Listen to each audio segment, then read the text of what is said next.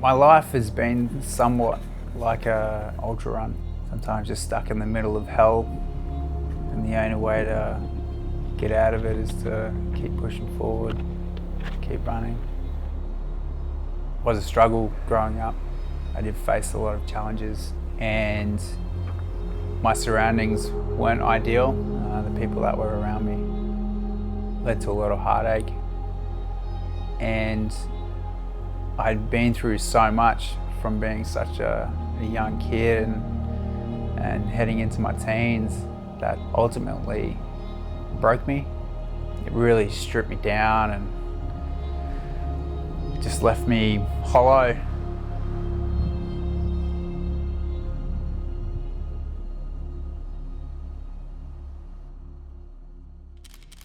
So I've always been a runner. Being a little kid, I always remember running around at school, at home, with friends. But I didn't enter the ultra world until maybe 8, 9 years ago. I loved the rawness about it. I think that's what drew me to it. It didn't matter who you were or what you'd done or how tough you were. It would rip everything away from you, every ounce of strength. The ultra world was just an imaginary place for me. And once I started running with Sam and Ando, they introduced me to trails and I started training with them. And I asked Sam, how do you even begin to start prepping for an ultra? And he just said simply, just go for a run till you're hurting, run a little bit further, and then turn around and come home. But sure enough, I think it was only like a week later, I thought, oh yeah, I'll go for a little run. I woke up and I took off. I had no shirt, no hat. I think he had a kind of time frame in mind, but he didn't take his phone, he didn't take any water. Started running to Wynnum, and then before I knew it, I was on the edge of the city. I was laying down on the ground, and then I thought, well, the only thing left to do is just to get back up and walk and run home. He was resorting to park taps in people's homes, asking if he could drink from their tap. Basically 12 hours later, coming into darkness, I'm just like, yeah, I'm sure he'll figure this out. I was so dehydrated, sunburnt, I had blisters, chafe, and eventually I got home. A week later, I entered my first trail race, the Glasshouse 100 miler, and that was a big learning curve. My support crew at the time had withdrawn, and I had asked Mel to crew me, and she was really nervous because she'd never done it before. I'd been running with Sam and Endo, who were running at cracking pace. There was a moment within that 30 kilometres that they had just started peeling off and I was fading away really bad. And eventually I got to the second or third checkpoint and I'd come in to weigh myself and I went to stand on the scales and down I went. I just remember waking up in a chair. I was severely dehydrated. I sat down for about 30 minutes and I went back out and I made it to about roughly around 86 kilometres. I remember coming into that checkpoint and Phoenix is standing on the side of the trail and wearing his Batman cape, and I just laid on the trail. I was worried because, Mel, I just started beginning to focus on, her safety, and I guess that really put me in a bad headspace because I wasn't focusing on the race then. And as I was laying on the trail, I thought, what if something happens and I'm out running and Mel can't contact me, and I was hurting, and it was just an easy way for me to go, okay, well that's it, I'm pulling out of this race. You would think that you would just stick to doing shorter runs, but I just had this desire to maybe do more than 100 mile, and so I started training properly and started taking on advice and changing my running style, because I'm not a natural runner. I'm not a natural long distance runner. I've really had to work hard to build up the tolerance for ultra running, and I think as time progressed I did that, and so my next race from that was Wild Earth Nerang 200 miler. That was the first time that I had used my past challenges to propel me forward, which ultimately led to me trying to tackle a 500-kilometre trail race. I felt like I could do it. I just had a bit more confidence. In the first 50K, I had tripped over. I'd busted my knee pretty bad, and I didn't do anything about it until maybe the 75-kilometre mark. I'd come into a checkpoint. A lady put me on the table, and she said, "Look, your knee's out." And then she gave it a little wiggle, and it sort of popped back in a little bit. And she's like, "You have to. You won't be able to continue." I was like, oh, I've got to at least try. And I went back out, and I got 10 kilometres into the race, and my knee went out again, and I'm sitting in the dark, and I'm trying to get a bit of support, so someone sent in a car to pick me up. And then I thought, that's it, I'm done with this race. I had a shower, sat down in the tent, and then I was offered a knee brace, and I thought, well, I may as well give it a crack. And I put this knee brace on, and I went out. I kept pushing on. As the race went on, my leg just started to swell up, and I got to 350 kilometres. I just remember hobbling back to the checkpoint, and I had no skin on the bottom of my feet. I had, my toenails were falling off, they were bleeding, my knee was throbbing, and I just thought, you know what, I'm done. And I found it really hard after that race. I had a real down moment. I fell out of love with running.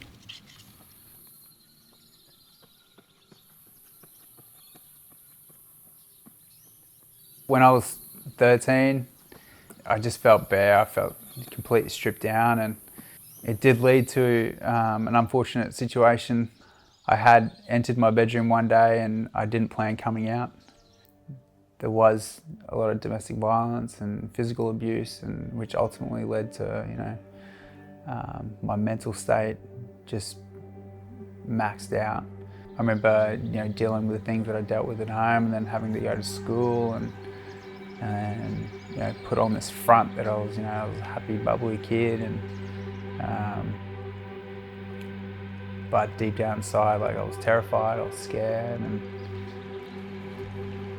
and if it wasn't for my school cross country, I don't think I would be here now.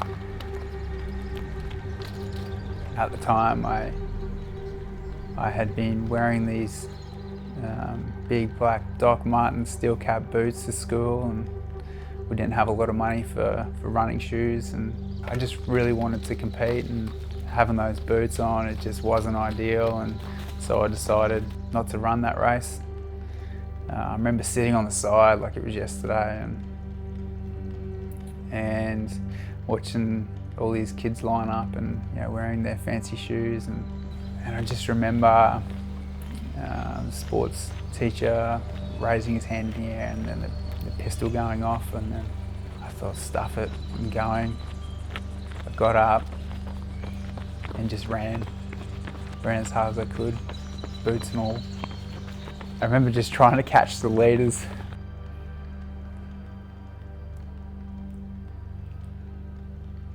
I remember the blisters forming on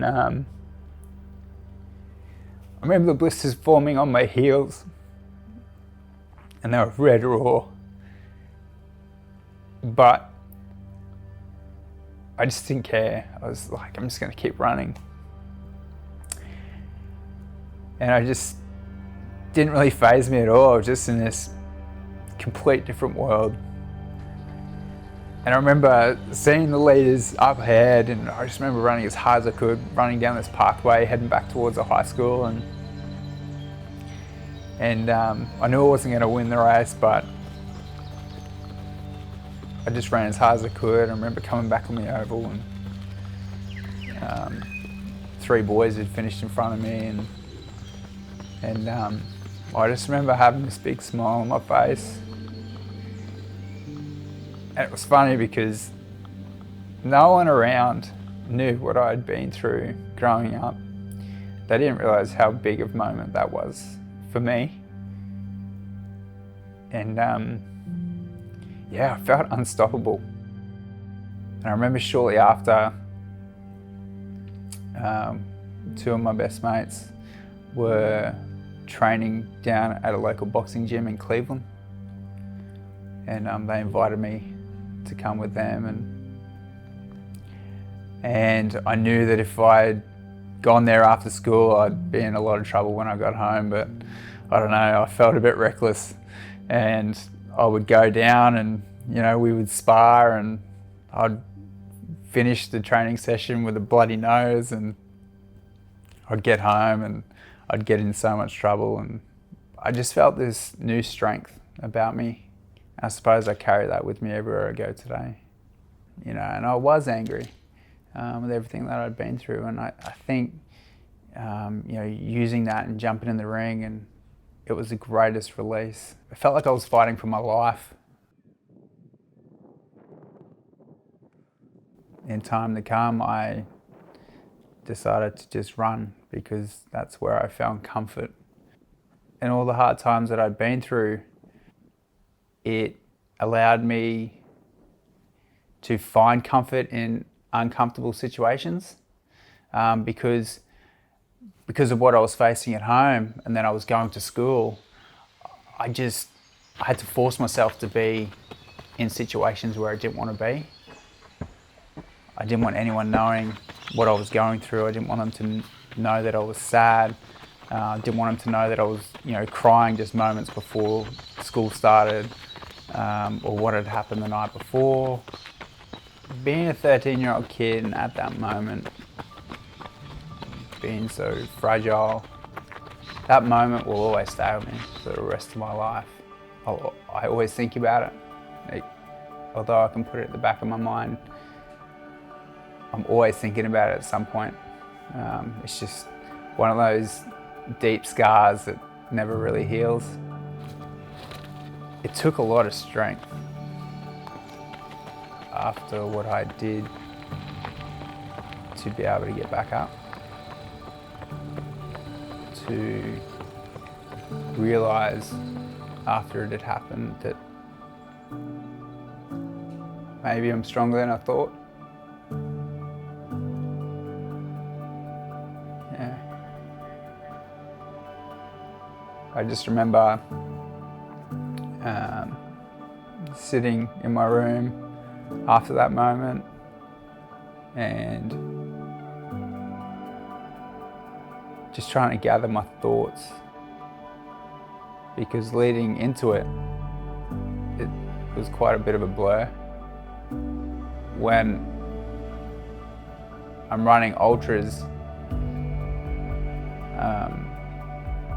I have to remember that I'm a strong person, that I have the strength to get through it.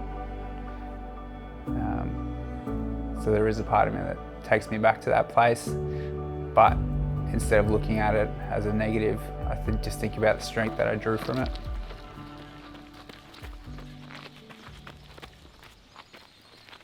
I had left my old high school and started at a new high school just up the road, about halfway through year 9. I remember sitting in Soc Ed, and I was already sitting in class, and then Mel had walked in with a few of her friends, and oh geez, I don't know, I think I was in love. It was the smile and the hair. He had the blonde surfy hair, which was like all the rage at that time. At the time, because everything that was, you know, happening with me, and I tried not to think about it or act on it too much, so I left it for quite a while. At the end of grade 10, he finally asked me out, and it was the best day of my life. And it's been amazing ever since, ups, downs, all of it. I guess over time, you know, I started sharing little bits and pieces, and she had started seeing a few things that were happening, and she's a smart girl. She put it together, she put the pieces together. Weeks and months started going on. Home life for me was, you know, pretty out of control. and it got to a point where I had no longer a place to call home. She had said that she was going to ask her mum and dad, and that scared me to death.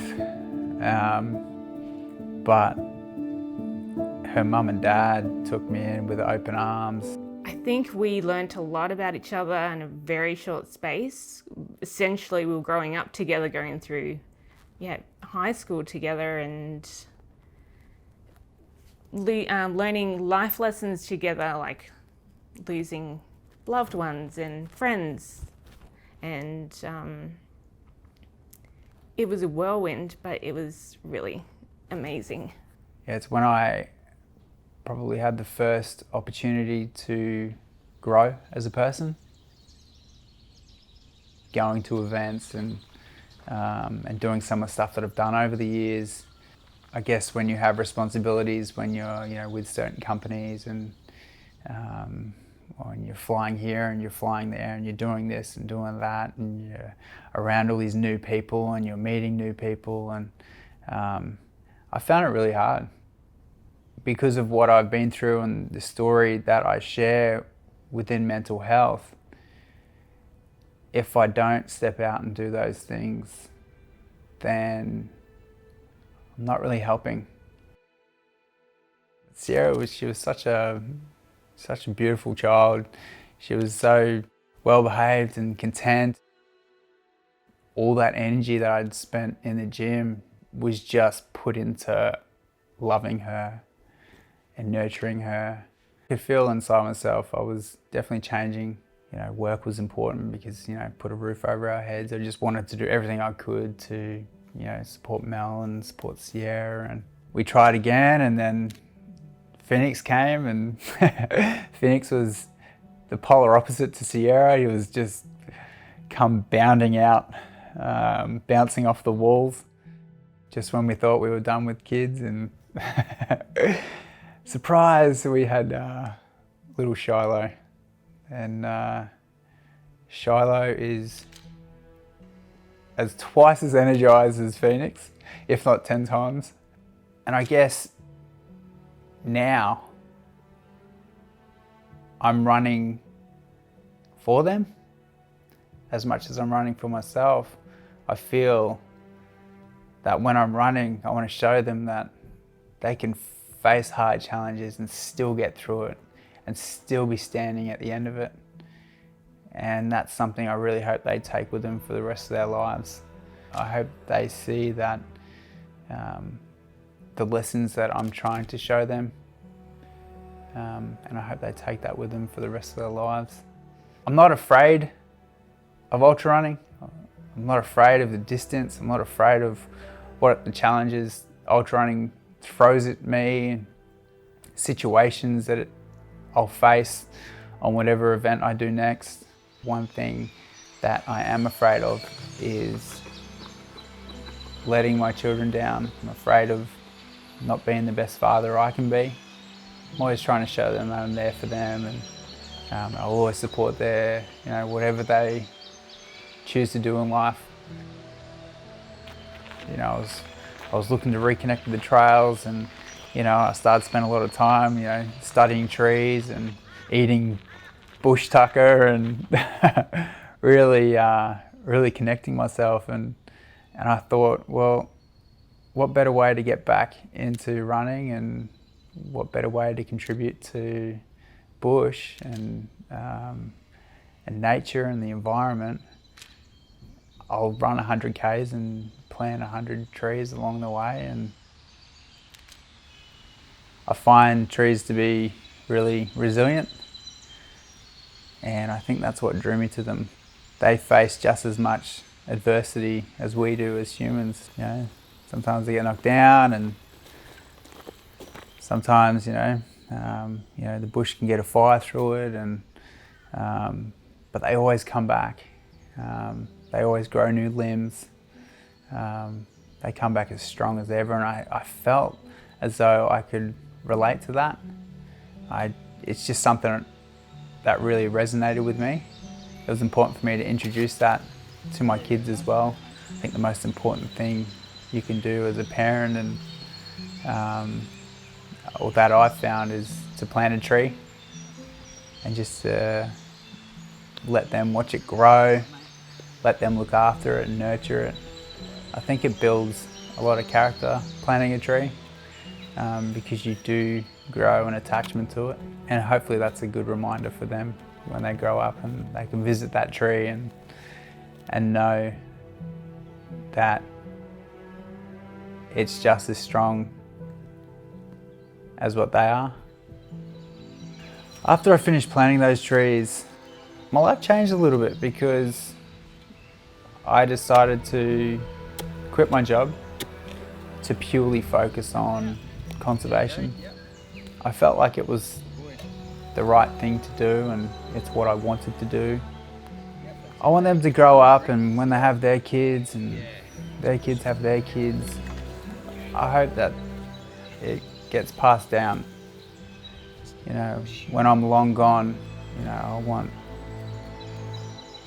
them and their kids, I want them to go visit trees and, you know, and say, well, look, this is what we did when, you know, we were younger, when we were your age. And I guess trying to teach them the greatest lesson.